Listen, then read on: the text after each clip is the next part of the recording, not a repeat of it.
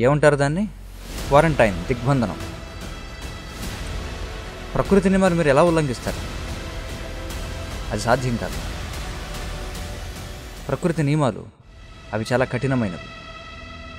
కొద్దిగా అతిక్రమించినా మిమ్మల్ని దుఃఖంలో పడేస్తాయి. ఇదే కొనసాగుతుంది. అదే యమరాజు అంటే.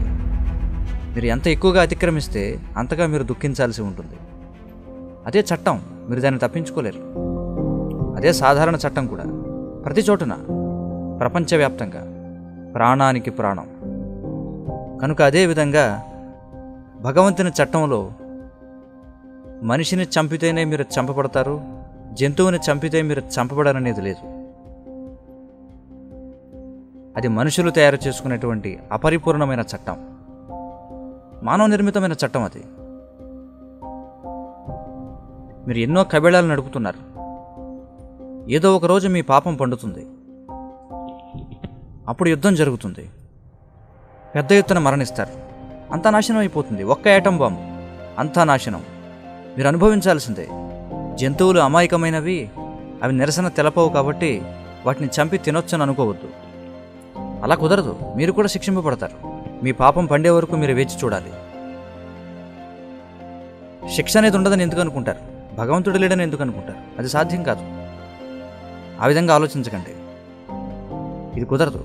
భగవంతుడు ఉన్నాడు, ఆయన ప్రభుత్వం ఉంది, ఆయన ప్రతినిధులు ఉన్నారు, సాక్షులు కూడా ఉన్నారు. లేదంటే వివిధ రకాల జీవజాతులు ఎందుకు ఉంటాయి? ఎందుకు చెప్పండి? 84 లక్షల రకాల జీవజాతులు. ప్రతి ఒక్కరూ ఒక జీవి. చెట్లు జీవులే, చేపలు జీవులే, మరి చీమలు కూడా జీవులే, దోమలు కూడా జీవులే, మనుషులు కూడా జీవులే, దేవతలు కూడా జీవులే, పిల్లులు, కుక్కలు, ప్రతి ఒక్కరూ జీవులే.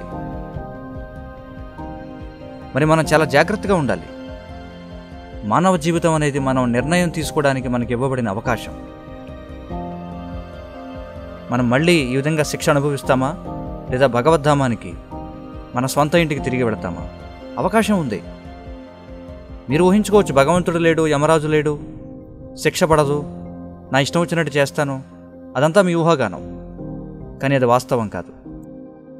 వాస్తవం ఏమిటంటే, మనం పాపం చేస్తే మనం దానికి అనుభవించాల్సిందే. ఈ ప్రపంచంలో దాన్ని ఆపేవారు ఎవరూ లేరు.